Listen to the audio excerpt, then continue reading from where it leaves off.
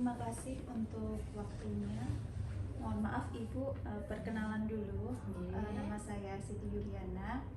Saya merupakan calon guru penggerak angkatan 9. Dalam hal ini saya sampai modul 3.1. Pengambilan keputusan berdasarkan nilai-nilai kebijaksanaan. Dalam hal ini ada tugas untuk mewawancarai kepala sekolah terkait pengambilan keputusan. Ada beberapa hal yang memang akan saya tanyakan, mungkin terhadap keputusan selama ini bagaimanakah Ibu untuk pengambilan keputusan. Nah, untuk poin pertama, selama ini bagaimanakah Ibu dapat mengidentifikasi kasus-kasus yang merupakan dilema etika atau rujukan moral? Terima kasih. Terkait dengan kasus di sekolah ya, terutama itu kan yang dimaksud adalah kasus terhadap siswa kan gitu.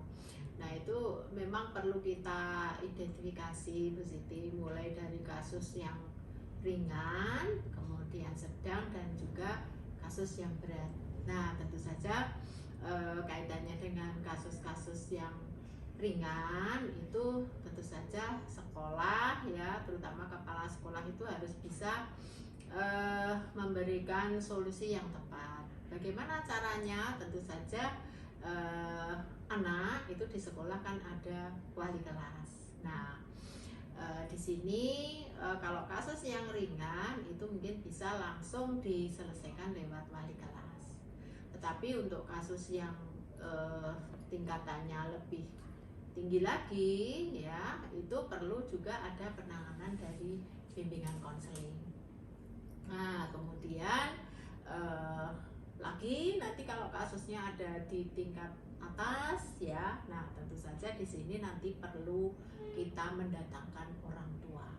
Nah ini nanti biasanya sekolah itu sudah membuat SOP, standar operasional prosedur, bagaimana penyelesaian kasus yang tingkat berat itu, sehingga nanti hasil keputusannya itu tidak semata keputusan kepala sekolah secara person, tetapi itu hasil dari konferensi kasus, begitu Bu Siti. Ya Ibu, luar biasa sekali mengenai pengklarifikasian kasus ini.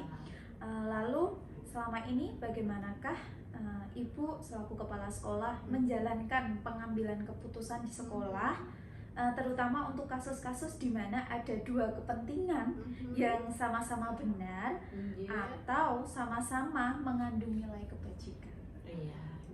Terima kasih. Terkait dengan kasus dilema itu memang tidak bisa pengambilan keputusannya secara terburu-buru. Itu butuh istilahnya musyawarah dari manajemen sekolah. Nah di sini kita ambil contoh ya, seperti anak tidak masuk sekolah ya, tapi alasannya membantu beban orang tua. Nah tentu saja ini tidak bisa kita selesaikan cukup dengan anak saja. Ini perlu, yang pertama dilakukan adalah wali kelas dan guru BK home visit, mendatangi orang tua di rumah, bagaimana kondisi anak itu, kenapa kok tidak masuk, apa betul-betul anak itu membantu orang tua. Bisa jadi anak itu mengatakan baik gitu, membantu orang tua, tetapi ternyata anak itu tidak membantu orang tua, mungkin malah bermain dengan teman yang seumur misalnya. Nah beda dengan anak itu yang memang membantu orang tua. Nah itu memang di satu sisi anak itu setia kepada orang tua, tetapi dari sudut anak ya, itu orang tua juga salah karena tidak memperhatikan hak anak untuk mendapatkan pendidikan. Nah dengan kasus seperti ini maka orang tua pun harus kita pahamkan sehingga orang tua pun akan sadar bahwa seusia anak, apalagi yang kita bimbing itu anak-anak SMA, itu punya hak untuk mendapatkan pendidikan yang layak, tidak kemudian dipekerjakan. Begitu Bu Siti.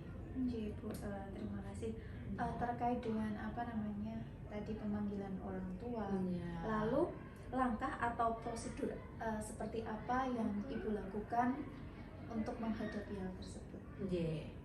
Jadi prosedur pertama itu kan home visit ya. Nah, kalau home visit itu yang dilakukan oleh wali kelas dan guru BK, karena wali kelas itu kan orang tua dari anak tersebut di sekolah. Tahu persis bagaimana kondisi anak yang bermasalah itu, kemudian bersama guru BK home visit. Nah, seandainya langkah itu kok belum efektif, maka kemudian sekolah membuat surat undangan untuk menghadirkan orang tua ke sekolah. Begitu langkahnya. Nah, dengan cara seperti itu harapannya ada istilahnya progres yang baik, sehingga anak bisa kembali ke sekolah. Begitu. Terkait dengan progres anak ya Bu, Yeah. Kira-kira hal-hal apa saja yang selama ini Ibu sebagai pemangku kebijakan menyelesaikan atau kasus ini ataupun permasalahan terkait dilema etika ini efektif diselesaikan, terutama seperti tadi kasus peserta didik itu seperti apa?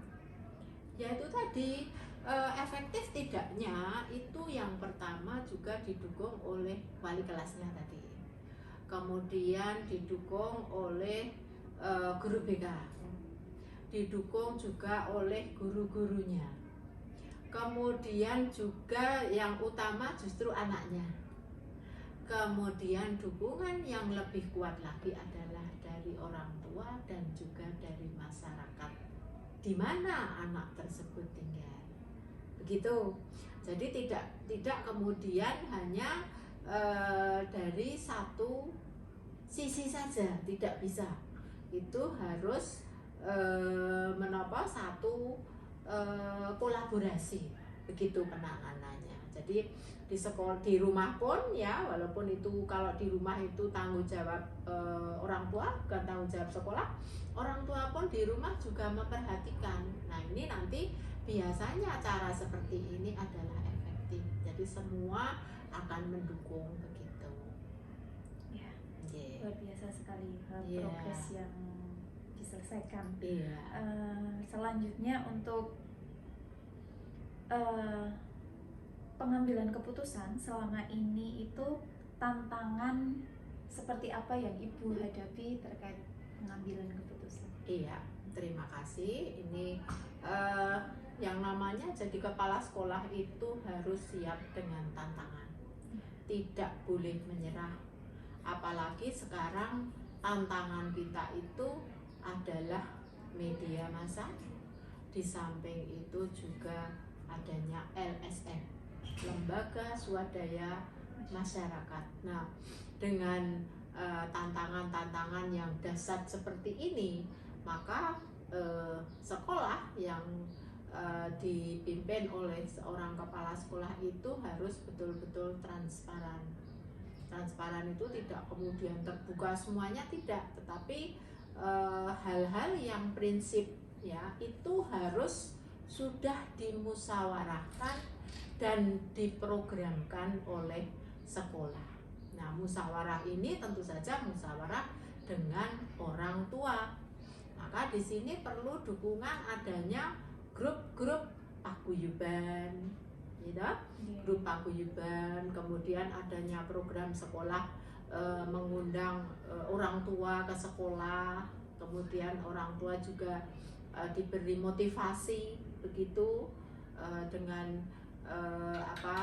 pemberdayaan peran orang tua, karena sekarang itu terkadang karena sibuknya orang tua, anak-anak itu banyak yang kemudian nyun sewu memikirkan nasibnya sendiri begitu. Nah ini kadang yang menjadikan ketidakharmonisan, ini kan tantangan. Jadi tidak kemudian bisa sekali lagi hanya jaga ke sekolah, ya ini kok tak pasrah ke sekolah, itu tidak jalan ya. Di sekolah manapun, mungkin ibu pernah di beberapa sekolah itu dengan support orang tua yang tinggi, itu tentu akan sangat mendukung ya penyelesaian dan juga menghadapi tantangan yang ada begitu. Terkait dengan tantangan untuk mohon maaf untuk ibu pribadi selaku kepala sekolah, apakah ibu pernah mengalami ketika itu masalah itu menjadi suatu masalah serius yang membuat ibu menjadi kesulitan mungkin untuk bekerja atau apa karena terpikirkan oleh masalah tersebut? Iya, selama ini ya selama ibu menjadi kepala sekolah ya, kebetulan ibu 3 tahun menjadi kepala sekolah, sebelumnya ibu wakil kepala sekolah, itu semua masalah itu bisa final, ya, bisa final ya.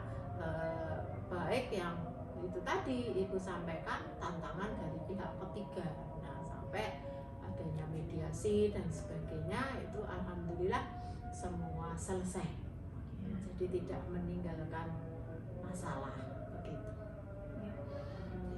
Berarti kasus selama ini ya, jika memang ada permasalahan, setiap kasus itu bisa terselesaikan dengan bisa Bu Siti. Lalu apakah ibu memiliki sebuah jadwal tertentu dalam menangani permasalahan terkait kasus dilema etika? Apakah ketika melihat permasalahan langsung diselesaikan atau ada prosedur tertentu yang ibu lakukan? Ya, terima kasih. Itu kaitannya dengan identifikasi masalah tadi, gitu, yang di poin sebelumnya tadi. Jadi kalau masalah itu ringan, ya maka segeralah masalah itu diselesaikan, sehingga nanti anak segera bisa kembali belajar dengan nyaman dan aman begitu. Jadi jangan menunda-nunda masalah. Nah kemudian ada masalah yang bisa jadi terkait dengan masyarakat ya. Sekarang apalagi pergaulan anak-anak kita seusia SMA itu kan godaannya, tantangan juga banyak toh.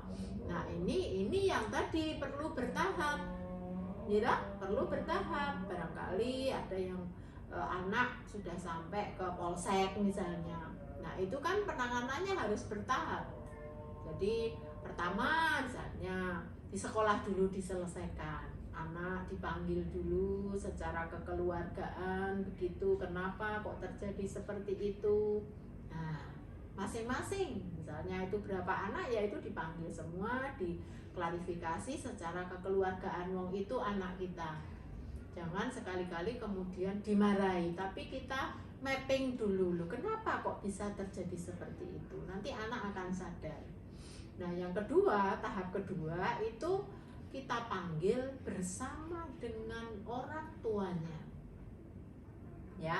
Jadi pendampingan dengan orang tuanya, masing-masing kita undang dengan orang tuanya, dengan daftar hadir dan sebagainya, dokumentasi yang lengkap ya. Kemudian sekaligus nanti anak membuat surat pernyataan tidak akan mengulangi lagi, dan kemudian itu ditandatangani oleh orang tua atau walinya. Nah ini yang ibu maksudkan penyelesaian secara bertahap begitu ya. Jadi kalau kita identifikasi, ada yang penanganannya harus saat itu Bu Siti, jadi saat itu harus selesai biar clear, tidak ada masalah, anak tidak membawa masalah ke rumah.